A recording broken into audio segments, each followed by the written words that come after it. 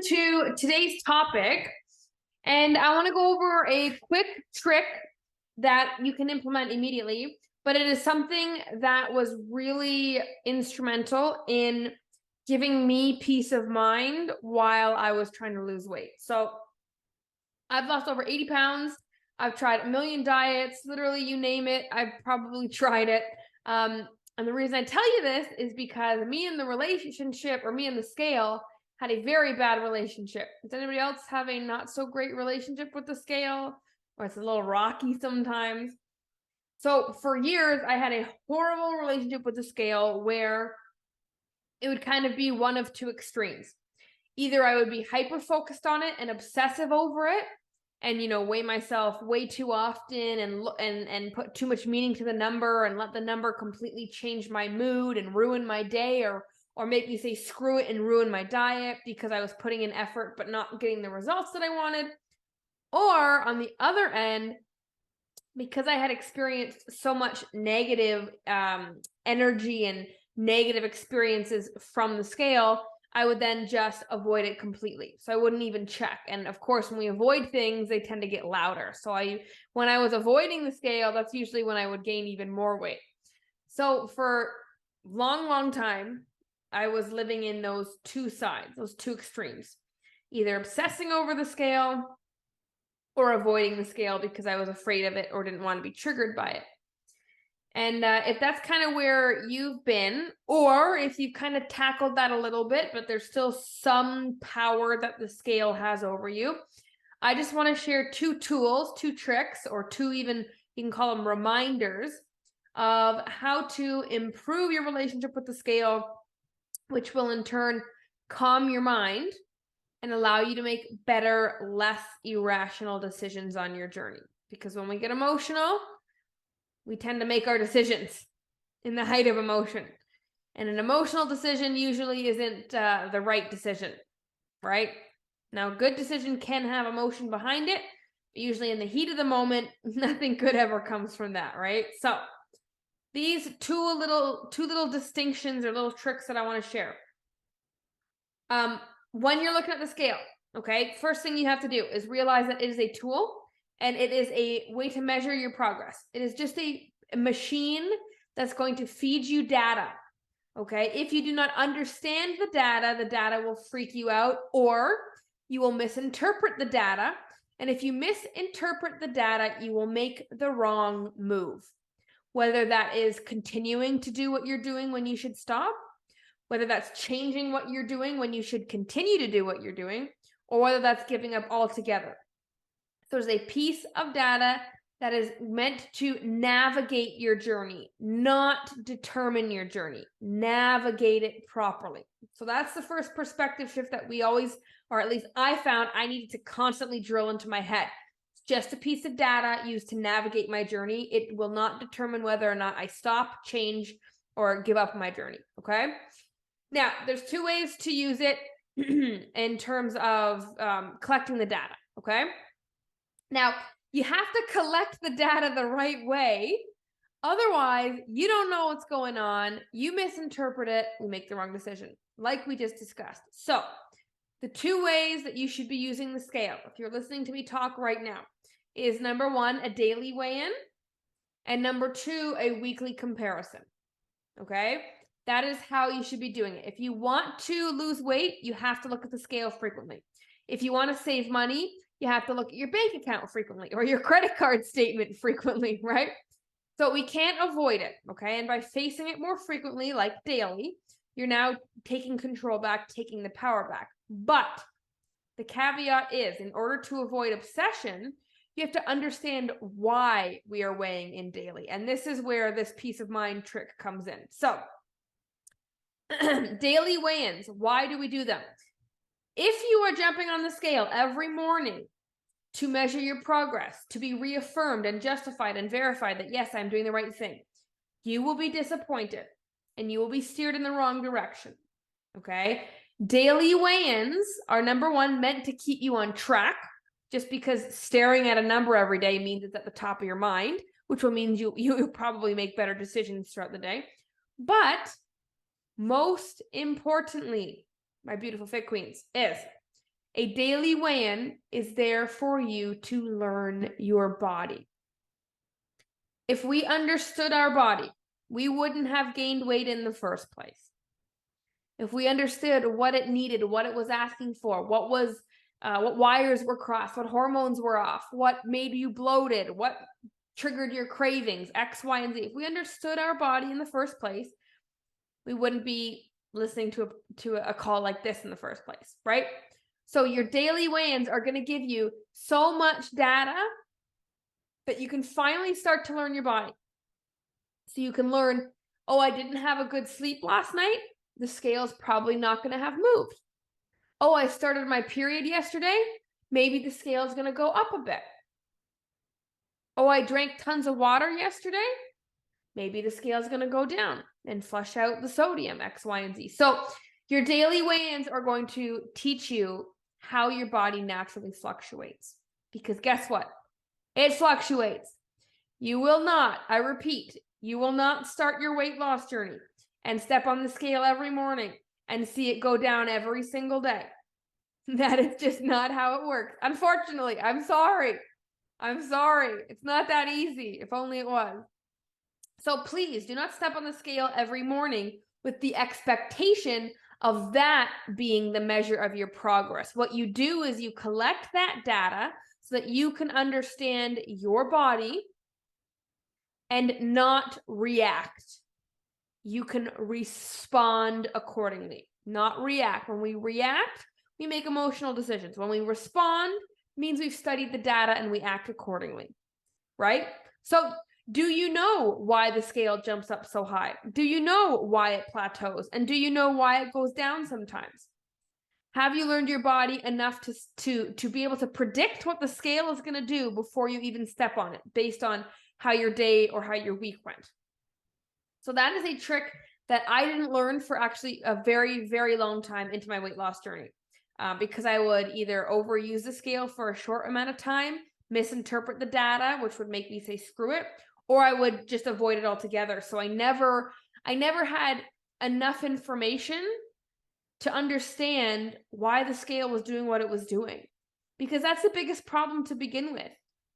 We jump on the scale, we want results, we don't know why we're not seeing them. We don't know why the scale isn't responding, isn't cooperating, despite putting in effort.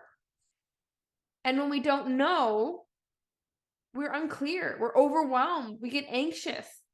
We think our efforts are for nothing, and then we throw in the towel. When really, we cannot make that decision off of a day-to-day weigh-in. Okay? So there's two types of people listening right now. People who are weighing in daily, expecting progress, and having the scale either excite them or discourage them. Both of those, right? We don't want an emotion we don't want a reaction to the scale. Obviously, you can be excited when you hit a number you haven't seen in years or you've been fighting for, of course. But if day to day you're emotional to the scale, okay, that means you are interpreting the data wrong and you have expectations that need to be readjusted. So that's the one type of person listening. The other type of person is a person that's avoiding weighing in daily because they don't want to see it. When really, I can guarantee you daily is not going to show you your progress on a macro level, okay? It will micro screw with your mind. So whether you are avoiding the scale right now, daily, because you don't want it to screw with your mind, or you are obsessing over it daily, trying to measure your progress and make a decision that way, both of those are going to get you in trouble, okay? So if you're not weighing yourself daily, start. And if you are, but it's throwing you off mentally, all you need to do is adjust the fact that, hey, this is meant for me to learn my body. Do I understand these numbers? No. Then I need to keep track of them and keep reflecting on them and not expect results every day and not compare yesterday's weigh-ins to today's and to tomorrow's. That's not going to show you progress. So that's kind of tip number one. Harness the power of a daily weigh-in. Pretend you're like a scientist of your own body. You got to take notes, do your research paper, write a thesis on your own damn body. You should know that much about it, that you can write a freaking thesis about your own body, which we don't, right? Because as women, what do? We take care of everybody else. We learn everybody else's bodies. We learn everybody else's. We bend to everybody else's schedule. but not our own. Now it's the time to be the scientist of your own body. Okay, so that's the first thing. Really adjust your perspective there. Now, the second thing, how do we measure progress? If we're weighing ourselves daily and we are only doing that to collect data to be better informed scientists for our bodies, then where do we measure progress? Okay, how do we measure progress? Well, that will be the other way to use the scale, and that will be with a week-to-week comparison. So weighing yourself once a week, let's say you weigh every, let's say you pick Wednesday or you pick a Sunday, you pick a day every week, and then you compare that day to the previous week. Okay, this is what most women do. This is the most common one. This is the one that will show you if you are on track or not. Okay, this is the one where you can say, okay, last Sunday I was this weight, this Sunday I am this weight. You can subtract them from each other. Did you lose weight? Yes. Then all you got to do is do exactly what you did last week and you'll keep losing weight. Okay, so that is how you measure progress. Day-to-day weigh-ins are for you to learn your body, because you have to know how and why you fluctuate, and you have to be okay seeing those numbers fluctuate. You have to be okay seeing those numbers fluctuate. Otherwise, they will always emotionally stir you up. And then if you're wondering, okay, am I on track? Then that is when you take the weekly measurements and compare. So day-to-day collecting, weekly comparing. And if it goes down, awesome, right? Even if it's only gone down an ounce, 0.1 of a pound, you now know that it has gone down, which means you're on the right track. You have real confirmation that you're on the right track instead of thinking, feeling, or hoping like you're on the right track. Those are not going to help you, right? When I talk to women and I hear them use the words, I feel like I'm doing really good. I feel like I'm on track. I think I'm doing everything right. I can guarantee that they don't have a list of data to show me to prove that they're doing well. And then therefore aren't doing as well as they think. And maybe you've been caught in that trap before. Maybe you think you did really, really well all week. Then you did your weekly weigh-in, compare it, and you're like, I thought I put in more effort than that. But you also weren't tracking during the week. You weren't tracking your data, your habits, your prepping, X, Y, and Z, so you don't know. You just feel. And feelings are important, but have feelings lied to you before? Has feelings steered you wrong before sometimes? Pointed you in the right direction, made an irrational decision, right? So daily weigh-ins, super important. I'm telling you, you need to learn your body. You don't know it. It takes a lifetime to learn your body. So start and be okay with it changing. Be okay with it kind of being a mystery right now. It's okay. It should be. That's why we struggle with our weight, because we are out of touch. We are out of sync, right? We eat food when we're not hungry. We don't eat when we are hungry. Our hunger cues are messed up. Our cravings, our hormones. We don't understand our body. So how could you possibly make the right decision the first week trying to lose weight, the second week, the 10th week, the 50th week trying to lose weight? How could you possibly make the right decision every time, all the time, from now until eternity, when each new phase you're learning something new about your body? So you better as hell collect your data so you can compare and look back. Otherwise, you're going to be confused. Otherwise, we're just judging on our emotions. And I can tell you most of the time, women are just going to say, yeah, I'm doing good. Yeah, I'm on track. But have you progressed? But are you happy? But have you learned your body on a new level yet? Don't discredit that. It's the only relationship that you will have from now until you die. And it is the deepest relationship you will ever have. It is the most complex relationship. It is the most ever-changing relationship you will ever have from now until you die. Have you been giving it attention? Have you been fostering your relationship? Have you gotten closer with your body? Or are you just living in it? Passing the time, distracting yourself with something else. It's a very important relationship. And I wish there was something more sexy I could tell you than data, right? But it really is data. Like, you are a scientist trying to learn your body. So just embrace the role. Embrace the role of trial and error. That's all scientists do. Most inventions weren't invented to solve the problem they solved. They were invented to solve another problem, and by accident, they solved this problem. I think that's how penicillin was invented. It wasn't meant to do what it did. It was like, oops, here's some moldy bread. What can this do? Right? Like, have fun experiments like that with your body, and you will learn new things and you will appreciate it more. And when you can appreciate it, you can give it more patience and more grace. And then you have more peace of mind. It's not this thing that you're disconnected with, that has a mind of its own, that you don't understand why it's acting and doing these things. Right? It shouldn't be like that. We shouldn't be so disconnected where we don't know why our body's doing things. Why am I constipated? Why can't I sleep? Why won't the scale go down? If you have a bunch of whys about your body, you've got lots of work to do. And it doesn't start by getting mad at the scale. It starts by collecting data, right? Like your daily weigh-ins, like your weekly comparisons on the scale, but also, how many hours did I sleep last night? How much water am I drinking? Right? Does oatmeal affect my stomach? Does rice affect my stomach? Which carb affects me better? Which carb makes me tired? Which carb makes me energetic? There's so much. Your body is so unique. There's not another one out there like it. Learn it. If you want to become a master of anything, it's a master of your own body. It's the one vehicle you get that's going to take you through life. You might as well become, your NASCAR driver, racer of your own body. Clearly, I'm very well versed in that sport. So really take that serious and learn your body. And it doesn't start by avoiding the facts. When we are down, when we're screwing up, when we're not seeing progress, we avoid the facts. We think we can fast track and get back on track faster and then look at the facts. So the facts will look a little bit better, but look at the ugly facts. Look at the ugly truth. Because the more you look at it, the more you understand it. And the more you understand it, then you can choose the right option. You can choose the right decision, the right action.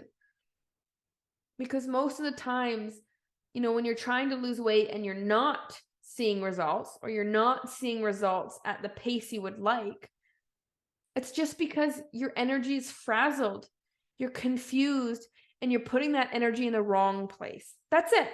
You can do it. And you do have the motivation, and you do have the drive, and you do have the ambition and the determination and the dedication. Like, you have all these traits that we think we're lacking. You have them because they show up in other areas of your life. You're a committed wife. You show up to work on time.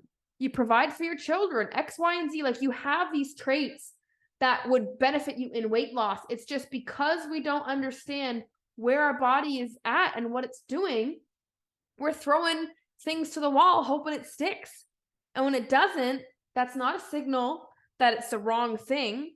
It's the signal to you that should, lights should be going off in your head saying, oh, just energy's in the wrong place. Oh, have I looked at any data lately? Or did I just step on the scale this morning and it went up 0.5 pounds from yesterday and I'm pissed? Would a scientist be pissed, or would a scientist say, okay, I got 6 months worth of data. Let me look back for a second and see what this is. Oh, I'm lactose intolerant and had some cheese last night. I can calm down and keep my head up and go forward with positivity instead of discouragement. As obvious as lactose intolerant sounds, you have those versions in your life that cause you to bloat, that cause you to retain, that cause you to slow down. There's something that's obvious in your life that because you're not looking at the data, you're missing. And I don't want you to miss it. I want you to learn your body. I'm not an expert at my body. I'm still freaking learning. Oh my goodness, it's a lot. It's a lot. And it's confusing and it's overwhelming, but all fit queens are on the same journey. And if one can do it, you can do it. So no excuses, even though we all feel the same. We all feel the same way. I feel just as overwhelmed, just as confused. It just pops up at different times. So we're all going through it. We're all choosing to continue. And no one said you had to do it overnight. You're rushing to the destination. You will not get there until you truly enjoy the journey. You will not reach your destination until you truly enjoy the journey. And you only enjoy the process when you can appreciate your body. And if we're always looking at what we're lacking, what we don't have, what's not happening, there's no room for gratitude or appreciation. If you hate the process, what makes you think you're going to like the result? Just magically, I hate it, I hate it, I hate it. Got there, woo! And life changes overnight, from one night to the next morning. You got there and then it's all fine and dandy all of a sudden. No. So like I was saying, my biggest piece of advice in terms of, you and your relationship with the scale is use it as a piece of data, but make sure you are interpreting that data properly. Day to day is learning your fluctuations. Week to week is measuring your progress.